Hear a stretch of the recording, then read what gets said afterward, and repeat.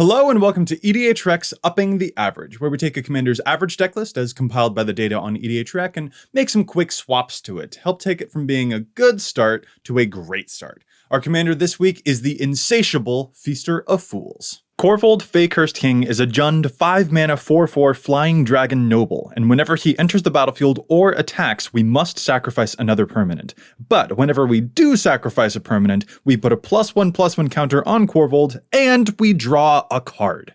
Korvold puts the eat in defeat. His page is stocked with cards that help us sacrifice all the things to keep him well-fed and our engines running at full speed. At the risk of sounding a little dramatic, Korvold is one of the most shocking cards I've seen printed in Magic in a long time. He exists in my brain in the same ephemeral zone as like the companion mechanic. Those cards that you look at them and you're like, man, how did that see print as it is?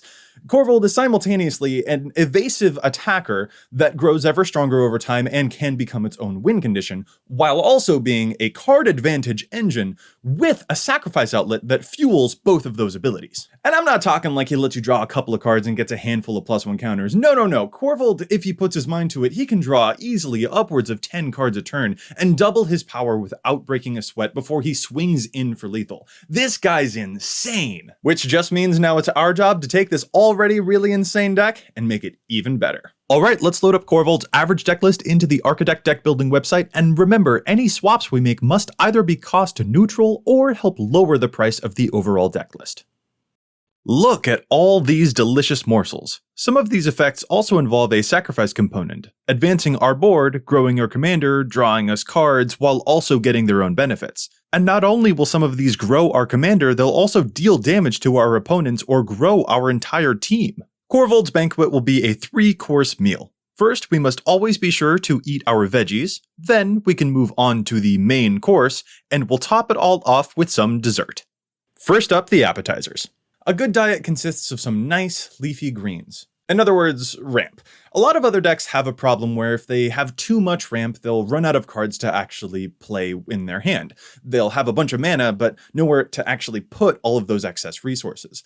That is not the case for Korvold. He can use a forest like it's a toothpick. He can eat any excess lands that we end up having, so we can actually afford to go a little bit overboard here. However, in going overboard, let's remember that we don't need to give Korvold super expensive meals. Crucible of Worlds and Phyrexian Altar, for instance, catch my eye here. Korvold is such a glutton that it doesn't matter whether we treat him to fine dining or we just give him a bunch of snack food. Luckily, these particular cards have budget-friendly alternatives in the main deck, so we'll survive without them, even though they are very, very cool.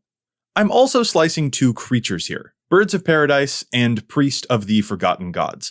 Birds helps us power out Korvold and can be sacrificed to him later, but Korvold can eat anything, even lands, which are much harder to lose to errant removal, so I think we can stray away from the mana dorks. Priest, meanwhile, I have made known in past videos that I just don't care for very much, particularly because of its speed. Yes, it lets us sacrifice things, but that's not exactly a weak spot for us. We won't really have problems with ramp or removal, and this card is too slow at both of those things. The real tough budget cut here is Dockside Extortionist. If you own one of these, this is absolutely the deck to play it. Like, are you kidding? We gain treasures, which sacrifice for mana, and to draw cards, and to make our commander bigger? The synergy is off the dang charts here.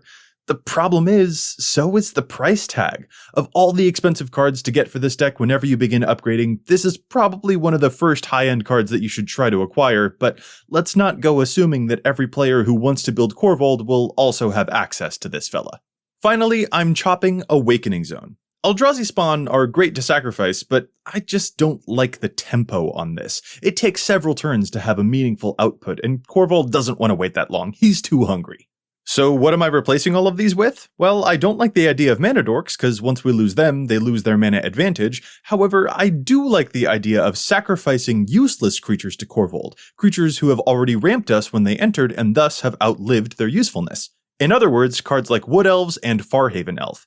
I'll also trade the Awakening Zone for the card Growth Spasm. That way we can get the mana right away and a body that we can sack whenever we need. Now, on the subject of sacrificable mana, let's throw in 2 artifacts here too. Yes, Bauble isn't cheap anymore, but it's neat enough to go out of our way for, and we can use Font of Fertility if we prefer a much more budget version. The other artifact we'll throw in here is Commander Sphere, which I'll admit, I'm surprised not to see in the average list already. This is actually a pretty tricky balance to strike with Korvold. On the one hand, we want a lot of cards that can sacrifice themselves to their own abilities, so that we can sacrifice them, get their benefit, but also trigger our commander whenever we like. But on the other hand, we want a lot of cards that don't necessarily have sacrifice abilities because we want to feed them to Korvold directly, so we won't feel like we've lost out on any value by sacrificing them to the dragon rather to their own benefit. There's no perfect balance, but I am happy to have both types represented in all of the categories of our deck, including in the ramp.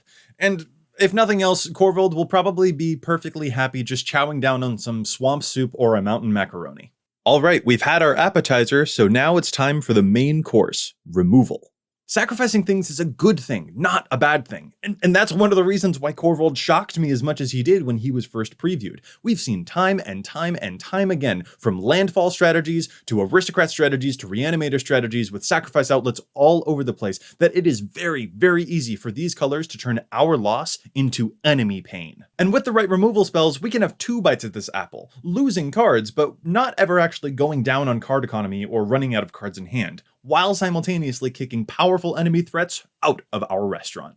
First, I've knocked her out of past videos for price reasons, and I'm unfortunately going to do it again here. I'm sorry, Liliana, you are legitimately one of my favorite planeswalkers, and this is probably my favorite iteration of your abilities, but you're still a prettier penny than we need right now.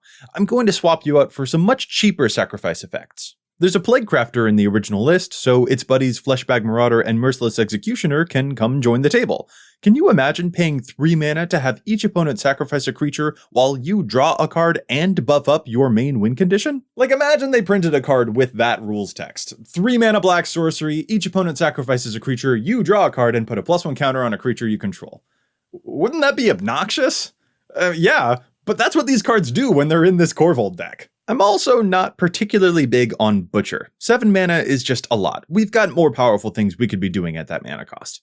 Then there are the spells. I appreciate all this instant speed removal, and in fact I will be adding one more here for its versatility, because Chaos Warp is awesome. What's not awesome is Death Sprout. 4 mana for a single target creature only removal is just icky to me. Sorry.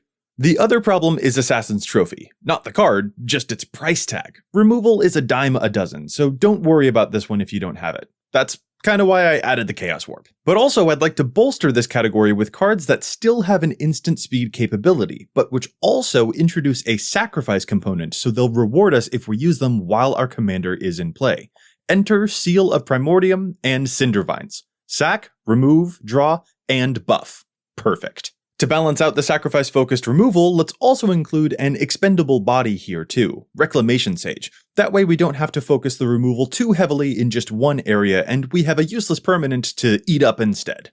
That all feels a little light for a main course though, huh? I know, there's a Gitrog monster in the deck, so let's take a leaf out of that Hungry Boys book and add in Constant Mists. This fogs for a turn, and it draws us a card whenever we buy back this spell? Yummy. Still not enough yet?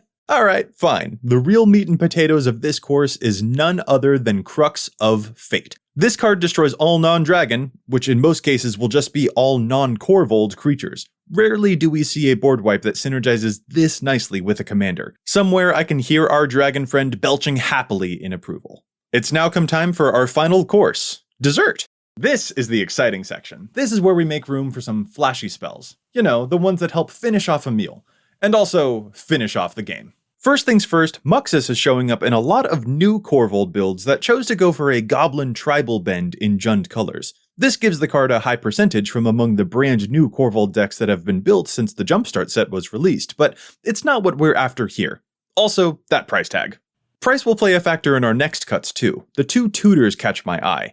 I'd argue that Korvold is such a good card advantage engine that we don't need to worry too much about finding specific cards when he'll just draw so many cards through natural gameplay anyway. Diabolic Intent is really cool synergy, but Korvold is so powerful, even on a budget, that we're probably alright without it. I cut Awakening Zone earlier, and in that vein, I'm cutting the Dread Horde here too. I just, again, don't like the rate on this one. Play a Tendershoot Dryad if you really want tokens. Heck, play a Sling Gang Lieutenant, which grants tokens right away and provides its own sacrifice outlet for them.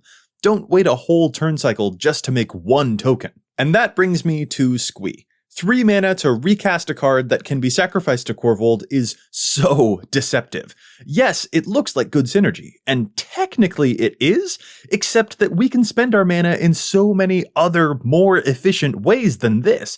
At least the Dread Horde didn't cost us mana every time it gave us a creature to sacrifice. If we're spending 3 mana to cast Squee and then sacrificing him and then recasting him, we're not developing our board, we're just treading water. We could instead be flooding the board with tokens that Korvold can also eat every turn, so we're chopping this gobbo. Finally, I'm chopping Rhythm of the Wild. I thought for a while on this one, because casting Korvold and then attacking in the same turn is a very saucy way to get his ability twice right away, but it still failed to impress me during testing, especially once we have so many cards that can be sacrificed on command. I'm fine with Korvold having to wait a turn to attack, because frankly, when he does, he's gonna be huge. And speaking of which, this guy gets big, so let's take advantage of that. This is probably my priciest edition, but man, I can't believe Chandra's Ignition isn't in the average list to begin with. I've seen 15 power Korvolds that didn't even break a sweat to get there. This card complements him perfectly. And on that same note, how about an Essence Harvest? This has become one of my favorite cards, just period, allowing us to dome enemy life totals even if there are tons of blockers in the way. Get on in here. Finally, this is probably the weirdest ad, but it's also possibly my favorite one. Ugin's Nexus. No one else gets extra turns, but whenever we're ready to attack, we can gobble it up and we get an extra turn. This card is really weird, but also frankly, just plain nasty. The last thing we'll do before we go is address some of the really pricey fetch lands in the deck. These are obviously really awesome with Korvold because sacrificing the land to go get land to draw cards, and that's all really, really great.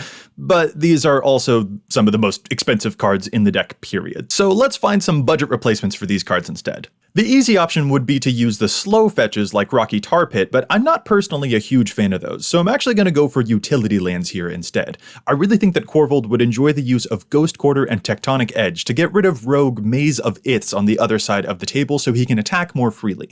And the other card that I want to put in here is Colony Garden, which is a simple land that enters and gives us a plant token for Korvold to chomp down on as an after-dinner mint. And that ought about do it. You can find the full deck list in the description below with the cuts in the maybe board.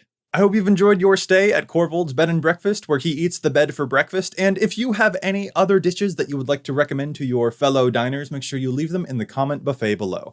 Now, I don't know about you, but after consuming all of this information, I've worked up a bit of an appetite. Thanks so much for watching.